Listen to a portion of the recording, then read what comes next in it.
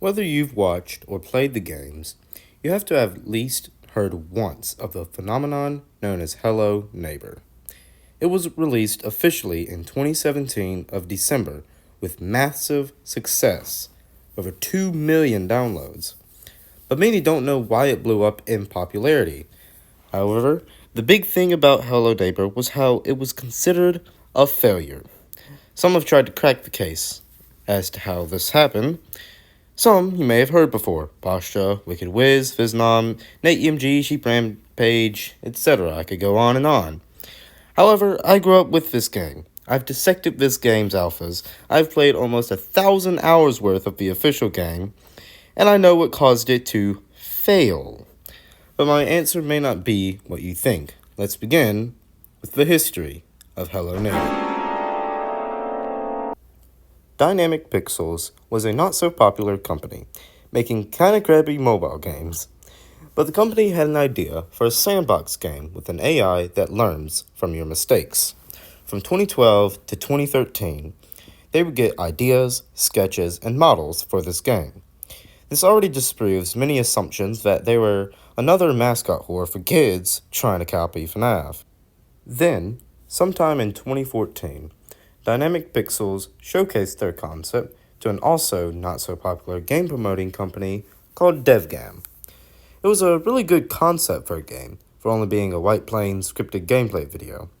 It showed the horror aspects, how you could use the most random things to distract the neighbor, and how the neighbor was determined to catch you.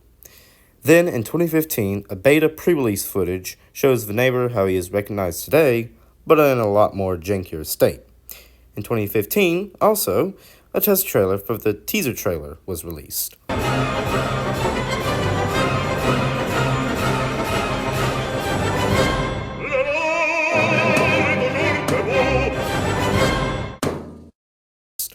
Then a teaser trailer came out with minimal footage, but a clear goal of the neighbor locking something up.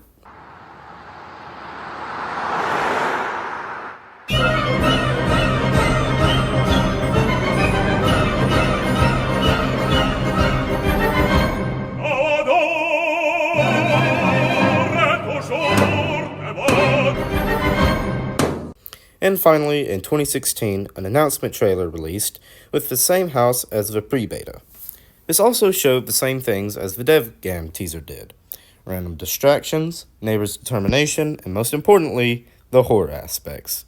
But the trailer had far better graphics, smoother gameplay, and a new house that would get scrapped as well.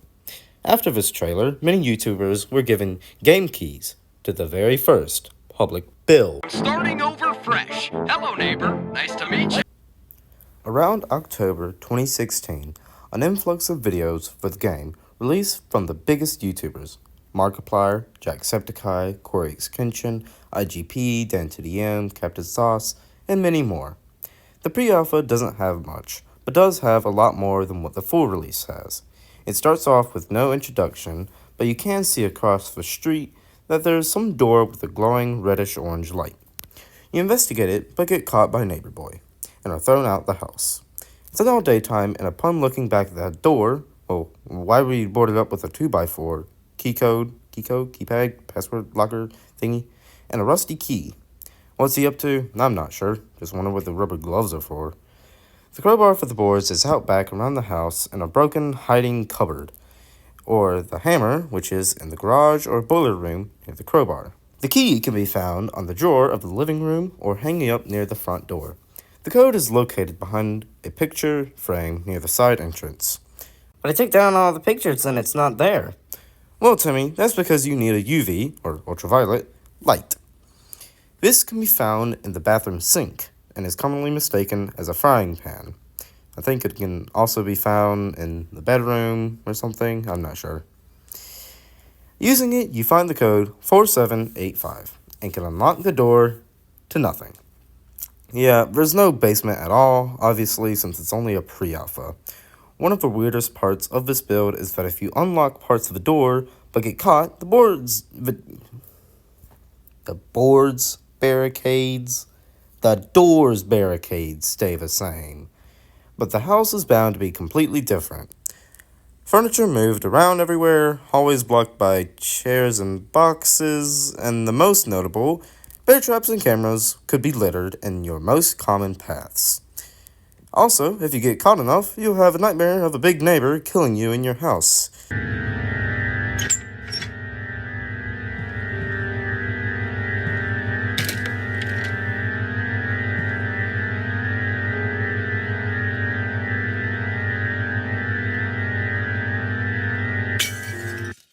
Big Neighbor does return too.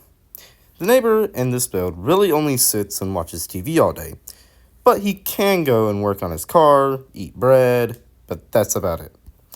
He also is pretty smart. He can move objects in his way, can basically always catch you, and can throw bear traps and tomatoes. In my rating, I'd put this as the second best alpha, but that's about it for this build. So let's go on to my pick as the best Hello Neighbor alpha. Hello, I'm your neighbor. Goodbye, I'll see you later. Alpha 1 starts off with a driving cutscene and an actual tutorial. Upon exiting our car, we see the neighbor's house is huge, 2,000 feet high. We learn the basics of the controls that most people didn't even know existed in the pre-alpha, and finally get some Z's for half a second. We wake up and the neighbor's house isn't boarded up and we're just meant to go over there with no introduction. Just because of its size does not give you the right to tiptoe right as a mouse into his house. But nonetheless, the door is boarded by two 2x4s and a rusty key. No code. Now, it's probably assumed you're meant to get caught upon entering the house, because the majority of the time, when you get caught, a cutscene plays of the neighbor leaving the basement after a car crash from the basement.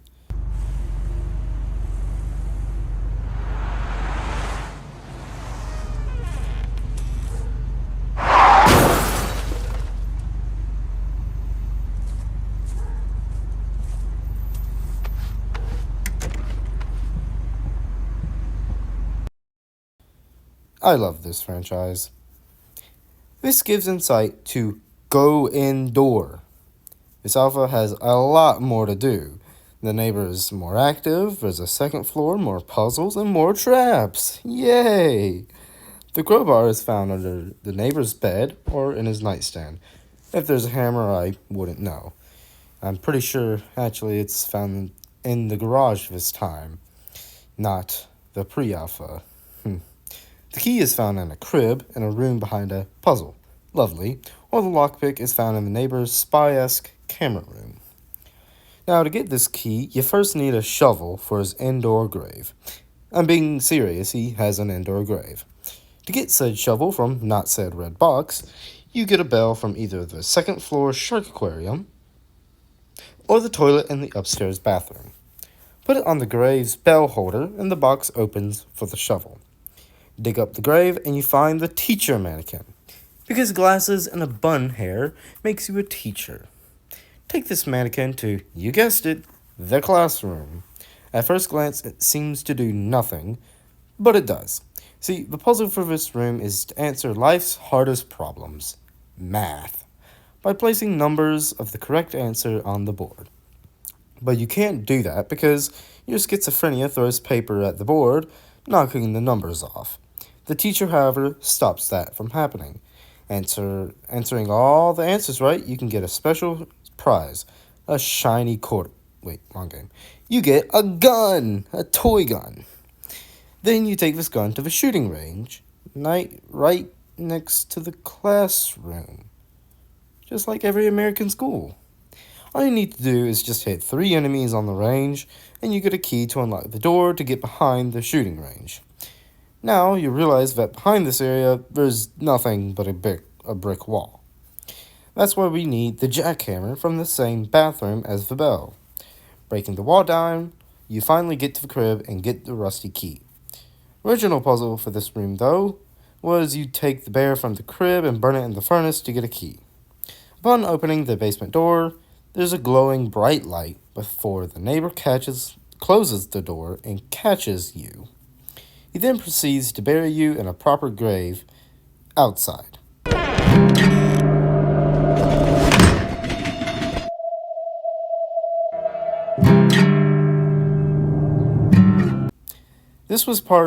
this was a part in the announcement trailer. Now, some significant differences is that there's an elevator, a heater to freeze the flooded room upstairs, no house variations, unfortunately, much more puzzles, and allowance for much more theory making and outside map exploration. I forgot to mention earlier, but if you are caught enough, you'll have a dream where you're in a circus/amusement park, a common theme in the Hello Neighbor franchise, and teaches you how to hide under beds or in cupboards, a feature that kinda doesn't work. Relative to the pre-alpha, the neighbor is far slower than before. He also has a higher chance of getting stuck in the elevator or your own house. This is also when people found out just how glitchy the physics are, because if you crouch in a trash can and jump, you'll start flying. Fast. This house is also an early depiction of the final house for the full game. And did I mention there's a train on the house? Well, there is. But that's all of Alpha 1, now into what's regarded by most, except me, as the best Alpha, but also regarded as the decline of Hello Neighbor. Hello, neighbor. Alpha 2 starts off just like Alpha 1, a car cutscene. This time, however, we arrive at a relatively big blue house. But across the street, we see no big neighbor house. Alpha 2 can be seen as a clear downgrade, as the art style is completely different and the controls are a lot janky. But upon closer inspection, we find out that Alpha 2's entire build was made before the pre-alpha was even playable, disproving many theories that Alpha 2 was different from the first because it was trying to appeal to kids. But away from my rant, we learn the new controls and find our entrance to the house is barricaded, and we get a key by outforing a crow and our crowbar from the trunk. We enter an old, dirty, and furniture-blocked house. We move all our boxes off of our lawn and take a nappy nap with the door wide open. Surely we won't get robbed. We got robbed. We're awakened to the neighbor molesting us and deliberate cutscenes of him locking a door with the key in his left cheek, and him boarding a room up that holds a key card in it. We then wake up outside to the sounds of the loudest scream ever. With flying mannequin he's locking up, and see him lock the SpongeBob door with the key card he already locked up. Continuity errors, man. We try to investigate this, but our dumb self knocks over a coat hanger and eventually gets caught. We also were given an option at the start of the game if we wanted to skip this part or not, something the full game doesn't have. The intended way to beat this is by taking sleeping pills, poisoning the neighbor's milk, taking the butt key while he's asleep, unlocking that door in the back to get a lockpick, pick lock the shed lock, get the wrench, go to the roof, get the antenna's crowbar, drop into the hole, and get the keycard. I actually lied, because that's not the only intended way. You can actually go to the backyard, find and turn on a generator, flip a switch near the broken window, jump through the window, and run fast to the moving wall.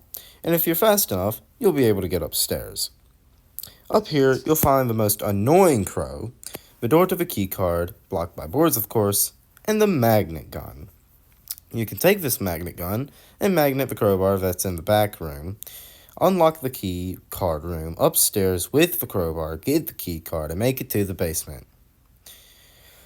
Also, something else to know that I don't write in this, there are fireworks in the second floor. If you use the magnet on those fireworks, they actually explode. So, that's something cool to know. I did not write this at all.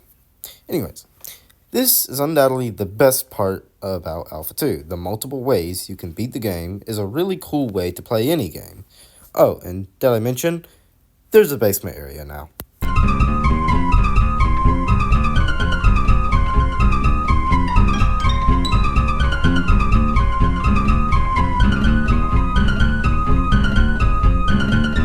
Upon entering, an eerie tune plays, and at the bottom of the stairs you see a shadow, implying that someone is down here. In reality, though, it's just a neighbor model being moved around. It's all fake. At the bottom, we see a room with a crib, candles, drawings of murdered gingerbread men, and play blocks that spell out HITLER.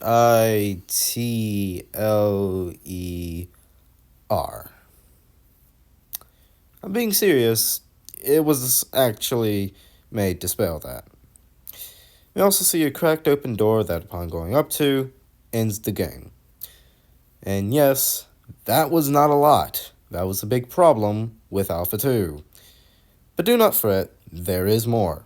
Alpha 2 is by far the juiciest alpha, as if you press the tilde key, that little squiggly line, it opens up a command console. It's mainly for screwing around with your size or opening up files to maps, like Neighbor 3, a test map for new features. However, the most important command is Ghost Mode. Using this, you can bypass the cracked door to find an entire labyrinth. Labyrinth. I can't say labyrinth of the basement. Labyrinth. I can't say labyrinth all of a sudden. This is really just for the chase scene in the old basement trailer for Hello Neighbor and is now unused. It really would have been cool to see this as the official basement, but unfortunately, it is not. From Alpha 2 on, it would seem as if the game would lose heavy realism and go downhill. Alpha 3, that's a weird name for a town. Could have sworn the place I was moving into was called Alpha 2. Oh well. Before I start this section, I'd like to note I will not be going as in depth as to how to beat these sections as they would be too long. Alpha 3 starts off with us once again in our car. As we pull up, we find the neighbor's house is massive. You'll also notice it is dark as ever could be, but for a reason, to hide the missing textures, not to make it scary, which it kind of does, but to hide that gray checkered texture. Now, there are multiple ways to get the required crowbar and keycard. Most commonly, go outside, get the magnet, go upstairs, jump around the gate, jump across the looming whole room, magnet the blue key behind the golden apple painting, unlock the third floor blue lock, hit the lever while on the lift, brake and jump to the window across from the lift, jump to the roof to the very right. This might all sound confusing, but I'm not playing the game as I'm writing the script, okay? Do some platforming on the red things, you may need a box or two, then jump into the hole on the other side of the roof, and then on a support beam, you'll find the crowbar. All the while, the neighbor can catch and reset you back to your house and place cameras everywhere that makes the neighbors always be at the entrance. But the keycard isn't as hard. Go back to the lift room in the right, or left depends on your perspective, of the lift. There will be a hole leading to an unpackaged furniture room. And in the thin closet, there'll be the key card. There's a whole other way with levers and a gold key, but I never learned how to do that, so just go with my way. Upon entering the basement, you'll find no basement, but a brightly lit room with the neighbor crying. In that room, there are two doors, locked of course, but if you look through the keyholes, you'll see in the closet door a half QR code, and the other a shadow of a weird-looking thing. The Thing, a reoccurring character in every build after. If you go up to the neighbor, the game ends with the music from the opening of Alpha 2. Just to clear it up, the QR code is for the early ARG of Hello Neighbor that amounted to nothing. The majority of the new house is unfinished, but you can find some cool things. High up the house, you can find the SpongeBob door, and near a balcony, the rest of the QR code. The elevator to the train station is obviously unusable, and the train station is empty and unmade, probably why it's covered by cloth. In this build, if you hack the game to access the command console, you will find a file for a corrupted Alpha 2, Neighbor 3, and secret fear rooms. These would obviously be used in the full game. This would be the last alpha for 5 whole months. As with every update to this game, they add more stuff to the neighbor's house, and they take away stuff from mine. I can't even go in my own front door anymore. Alpha 4 starts off with door. We get a view from the top of the big house, the neighbor at the top of a windmill, a full look of the almost final build of the house, and a letter that was sent through door. This is the first alpha we aren't driving in from a car, and there are now cars that drive by, something that could rarely happen in Alpha 2. Once again, I'm not going in full depth as to how to get every key item, no pun intended. The crowbar is in the same room, just heated up, requiring the magnet to grab and put in a sink or freezer to cool off. The keycard is now in the neighbor's freezer and requires going to the elevator, then to the train station and turning off the general. Seems all simple now, huh? Well, think again, as you need special abilities to get past the new basement. Upon entering, you'll realize there's a massive gap between parts of the basement, and no matter what, you cannot get across the gap. This is where you need to find a double jump. In your car, you'll find a red key. Going into the hanging room off the side of the house, the red lock door can be opened, leading into a fear room called Fear Closet. At least, I think. The community is very split with this fear room. Some say it's the worst, while others proclaim it as the best fear room. After finally reaching the top, you need to make a daring and seemingly impossible to make jump to hit the light switch. However, here is where you learn to double jump, and after hitting the switch, will be reverted back to normal size. After leaving the room, you can go back to the basement with your newfound ability, and yes, that does sound weird, but I'll explain these abilities later. Now, there's another problem after that. The neighbor.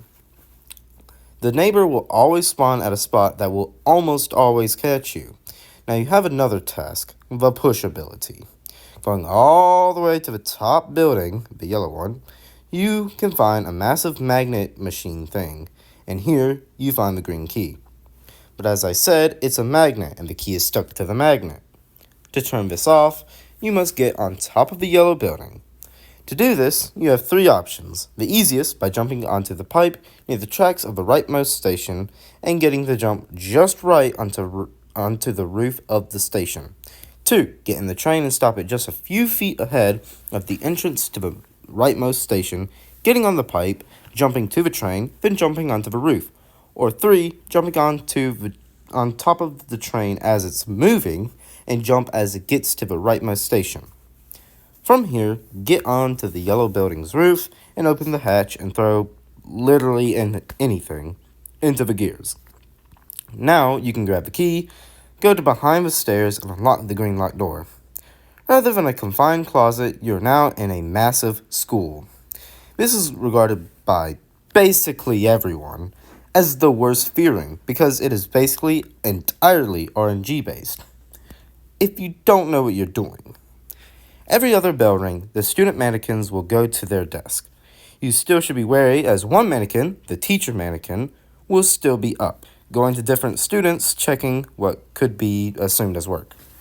While the teacher is doing this, you have a slim chance to run to another locker and hide before the bell rings. The teacher will sometimes catch you, but you should always wait till the teacher is farther away to improve your chances of survival. Continue the process and you'll eventually get to the end of the hallway. Here you'll need to push over a mannequin before it can catch you. Once doing so, you'll unlock the push ability.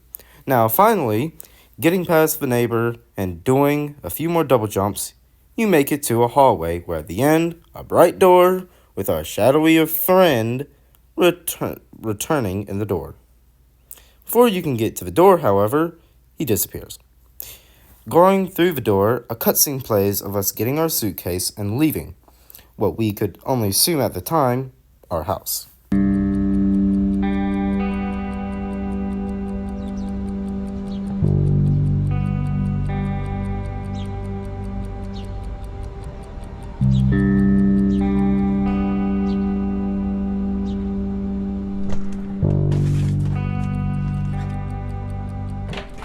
Alpha 4 has the biggest difference graphically.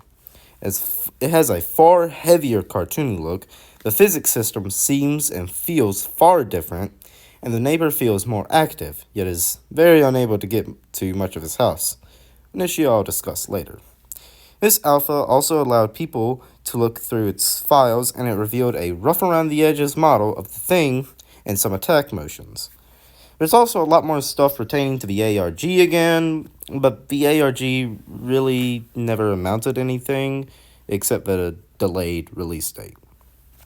Hello Neighbor was pretty much at its peak around this time, with it soon premiering the beta at E3 2017. But before I get to the beta, there are 4 inaccessible builds that were made. Alpha 0.5 is just an early build of Alpha 1. The most infamous 0.5 build, Alpha 1.5, is a better looking version of Alpha 2 that is regarded by basically everyone as the greatest unreleased build. Alpha 2.5 is most likely the Neighbor 3 house, and Alpha 3.5 is an early looking Alpha 4 build. But now, onto the final pre-release builds. Oh, somebody's got a bit of a renovation going on. Somebody got a swanky house. If there is one build of Hello Neighbor I would put as the worst build, it would probably have to be the beta. Rather than a moving in cutscene, we wake up in an apartment. There's nothing much in here except a painting that led many people down the wrong path of a different story the game was not telling. Eventually, you'll get a knock at the door and you'll get a letter. Pick it up and a cutscene will play. A very, very unpolished cutscene. Then we have white writing on our wall to explain how we pack up. They get lazier and lazier every build. We pack up and leave with our handy-dandy blue key in a suitcase. We arrive almost exactly as we do in Alpha 2, except the house is a normal-looking Alpha 4 house. Once we get in the house and move all of our stuff off the lawn, a cutscene plays of us walking up to the basement door, opening up ominously. Then we presumably pass out. Then we wake up in our house, that is basically a better looking model of our apartment, to a screen. We decide to go and investigate that screen, and oh goody, same neighbor, same door, same barricade, same keycard, same freaking house. This beta is basically Alpha 4 with some better tutorials. That's why I'm not going in depth for Beta 1. That's right, there's more than one beta. Beta 1 is basically the exact same build as Alpha 4 with a few more polished buildings and a few bug fixes, and the basement doesn't work at all. Beta 2 is the exact same with a few more bug fixes. And Beta 3, it basically finishes the entire house. The crowbar is no longer in the same area, but in the adjacent room in an electrical box behind a cage. The keycard is still in the freezer, but the generator to turn it off requires you to do a bunch more puzzles to get into a room that you have to put stuff as the same as the painting in the room. Doing so opens a cage outside the building, allowing you to turn the generator off. Going in the basement, you still need both powers, but the red key has its own puzzle now. This is a long part of the video. First, take the gun, gotten from the party puzzle near the gold key room. Drop it in the gears at the top of the house, go in the guns room in the building behind the big painting, turn the knob on the trombone-looking pipe, get the gun, and shoot all the items on the pedestals in the adjacent room. If you get all the items green in the right amount of time, you can open the cage switch, flip it, run out the room to where the red key is, behind the cage in the pipe room, and you can grab it. Then you do the 2 fear rooms and go back to the basement. After finally getting past the neighbor, you're taught how to super throw, mainly to get past the puzzle in this section of the basement, which if you didn't know was completely different. But before you get to the spot to end the game, you encounter the all-new 3D Shadow Man, or the Thing. Now, if you don't jump past him and run to the door, you'll always get caught. That's where Fear Room 3 comes in play. Fear Supermarket. All you need to do is get the same items as other customer mannequins and crouch to go invisible to hide from aggro mannequins. After getting the items checked out, you can leave with your new invisibility. Then, after getting past the thing and getting into the door, you're taken to a room with blaring white lights coming through the window. Going up to them, you see that Big Boy Neighbor returns! There's no point in talking about this part of the game because the door required to beat the game is glitched out. preventing you from getting into it unless you modify the game. Or the neighbor, I should say. That's about it for the overhyped betas, except for one big, actually good thing: the modding contest. They allowed people to mod the game, and whoever made the most popular and best mod would win the contest. Correct me if I'm wrong, but I'm pretty sure it was the Dr. Neighbor mod. There was also a collaboration between Bendy and Hello Neighbor sometime in Halloween, but there's nothing really important about that build. This was all pretty much meant to promote the game, and it did just that. Before I get into the final build, there was a pre-release build found earlier this year, which is just a very unpolished version of the official build. Also during the modding contest, people found files that kind of leaked the entire ending of the final build. But finally, after the delayed release at August 26th, the full release released on December 8th. Before I start on the full release, please consider liking, subscribing, and joining my Discord. It all helps.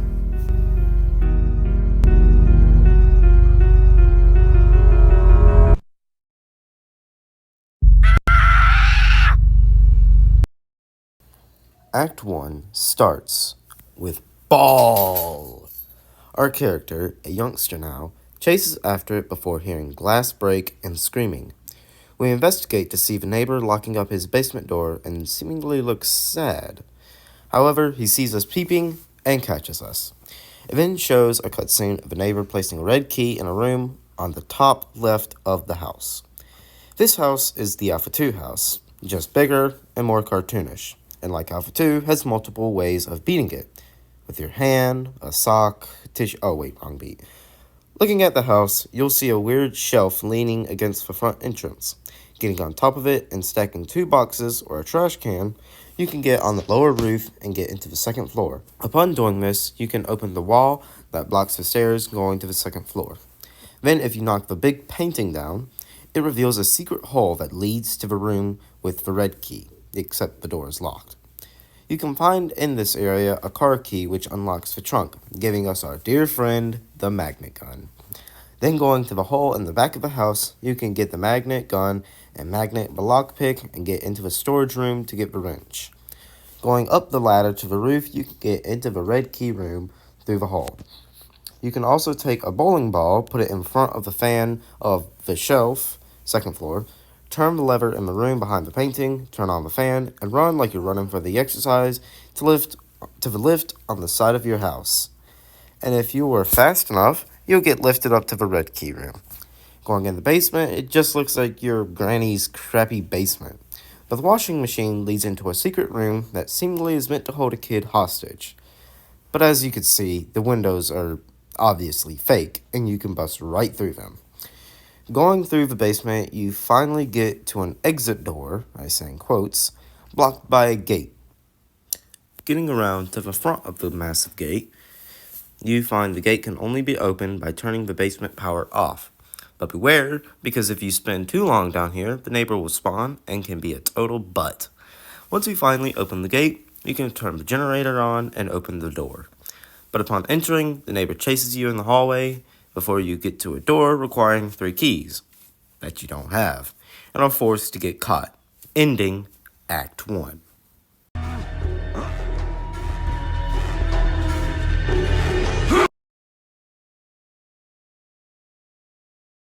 Act 2 starts with us waking up bruised, bleeding, and bandaged, and locked in the neighbor's basement.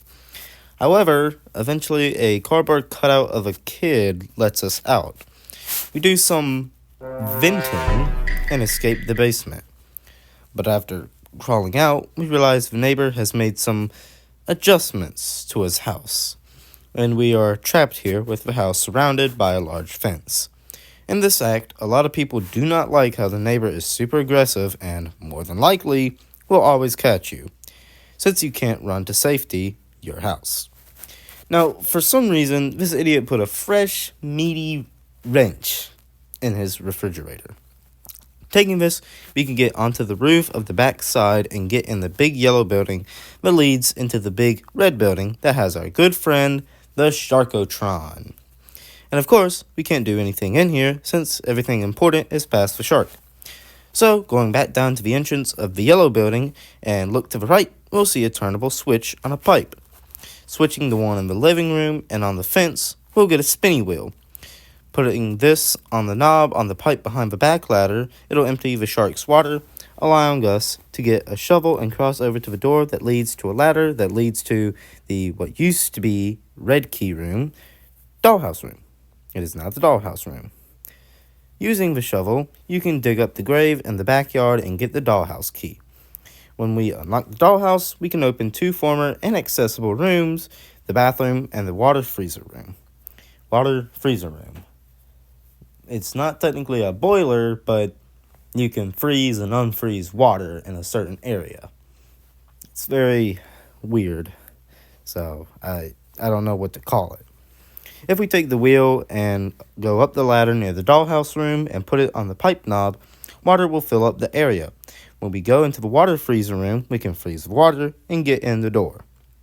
In there is the red key that allows us to escape.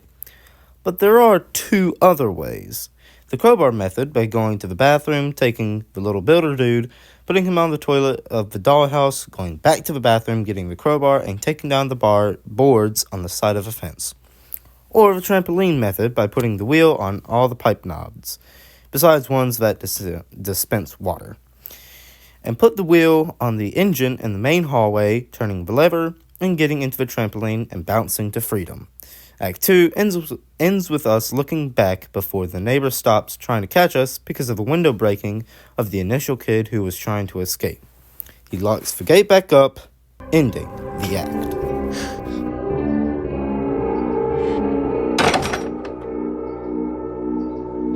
Act 3 starts the same way the beta does. After getting the letter, we move back to a house across the neighbor's. However, we find the neighbor's house almost completely burnt down. After moving in our house, we have some PTSD and see a shadowy figure. So we go over to the neighbor's house and start seeing more of the thing. We go back home, but we still have sightings of the thing. To stop the torture we go through, we go to sleep on our old couch. However, we wake up to the noise of screaming and the neighbor boarding up the basement door. And upon looking at the house, you'll see it is the big Alpha 4/Beta house again. That is why I'm not going over Act 3 as much, because it'd be the same thing I've said in the past part of the video. Doing everything we have done in the Alphas to Betas, we finally get in the basement with all 3 powers. It's the same basement as Act 1, but now it is very collapsed, dilapidated, and we are too big to even fit through half the stuff. We find our trauma, the thing, down here, and use our invisibility power to get past him.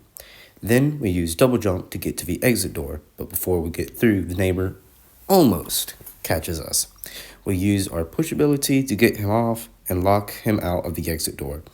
Going down the hallway, we finally get into the locked door, which leads to Act Finale.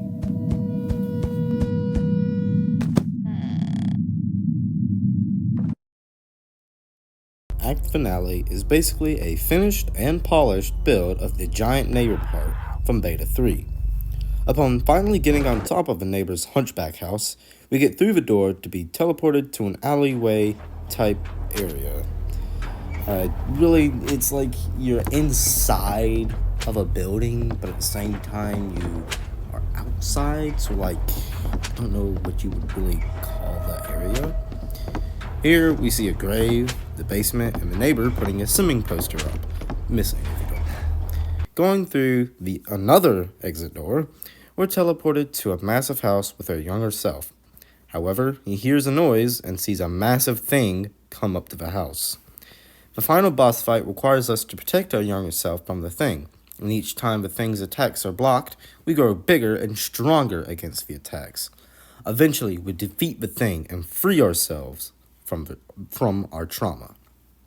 However, we find the neighbor trapped with his own trauma. Now, I really don't know what that final area is meant to resemble, so I assume it's the neighbor trapped with his trauma. Going through our last exit door, we wake up trauma-free. As the credits roll, we move into our old house, and after the credits have rolled, we stay in a looping cutscene until we exit out the game. And there you have it, the full release build of Hello Neighbor. Upon release, it was obviously really buggy. You should know that if you've ever actually played it, or watched it, or heard of it. Because of that, the developers had to heavily patch the game, although it's still very glitchy to this day. Another reason for these patches is because of the crazy speedrunning that completely breaks the game. When the game first released, the total time required to beat the game was around 6 to 8 plus hours, but the original speedruns could beat it in 15 minutes. What had been just skipping puzzles by making super insanely hard jumps to try and get past them soon turned glitchy. People found out how to abuse the items with their wonky physics to fling them. And this led to being able to use a TV to glitch through the basement. Then using the fake outdoor window projector things, they could get to the generator and open the exit door. In Act 2, they used 3 boxes and a crate to jump to the trampoline and get out. Then in Act 3, they'd use a bear trap to get in the school fear room and do some complex hardcore parkour to get through it. Then the rest was just the basic game, besides using weird physics to get into the big neighbor hunchback house. However, since then, the time has been cut to almost under 5 minutes. This time has actually been surpassed, and the world record has gotten under 5 minutes, literally a week after I wrote my script. Using the pre-release version found earlier this year, they used more heavy glitches, and the biggest time cutter was the newfound lag abuse. I won't go into how all this stuff works, but just look it up. It's crazy. Okay, we're here to the final part of this video. Why was the game considered a failure and a staple in the horror game genre as the worst of them all? Well, looking at the original development, we can see some crazy stuff that shifts the true idea. The original development team dreamed of an open sandbox that you can basically do what you want. Important to note here is that the entirety of the full game is not real. Act 1 is a dream we have while in the basement. Act 2 is a figment of our mind, or Nikki's mind. Act 3 and finale is obviously a dream. It's clear with the game story that it's meant to be a weird, wacky mess. It can't happen, obviously. We're in a dream. Another thing said as to the game being a failure are the puzzles. In the old alphas, many proclaim it very reasonable, although obviously wacky. In the full game, many proclaim it nonsensical and unreasonable. But if you just use common sense, you can work those puzzles out. Take the globe puzzle. At the very top of the house is a room flooded that needs to be frozen to get over. If you look in the room, you'll see a frozen globe map. If you look around the house, you'll find a globe. And look further, you'll find a globe stand. If you freeze the globe, put it in the stand, it'll freeze the flooded room. It shows that if you freeze the globe, it'll freeze the water. It takes common sense. Another example, the musical plant things.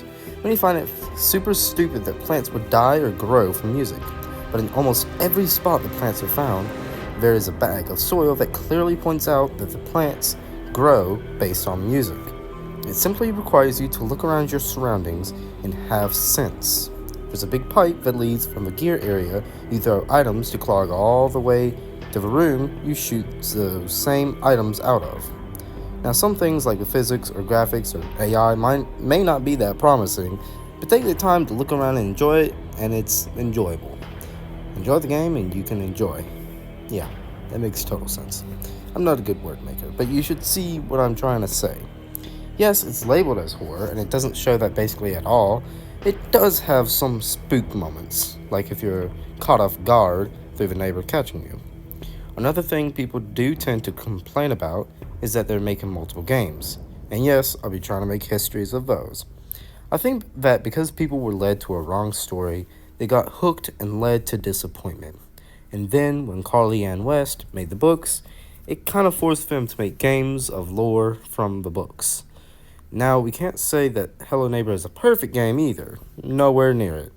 The biggest thing is the physics and the neighbor's AI, which, yes, is nothing like the alphas or what they had planned. But there are mods and fan games if you want a true taste of the game's original ideas. In all, the game had a misleading concept and story that people thought was on purpose, but the game was hated on because they were misled to a different concept that the original developers didn't have in mind. Relatively, that's all for the game, except for the second ARG, but that's purpose is only to delete the neighbor. I thank you for watching my video. This has taken me about 2 whole weeks to write, and hopefully this video is out by December 8th, the 7-year anniversary of the game. Please do like, subscribe, and join my Discord. It all helps out. I hope you have enjoyed it and that your opinion on the game might be different. There was a lot more I wanted to say about the game, but I think what I said is pretty good nonetheless. Even though this has been my hardest video to make so far, it was really enjoyable for me. But anyways, goodbye, good night, and God bless.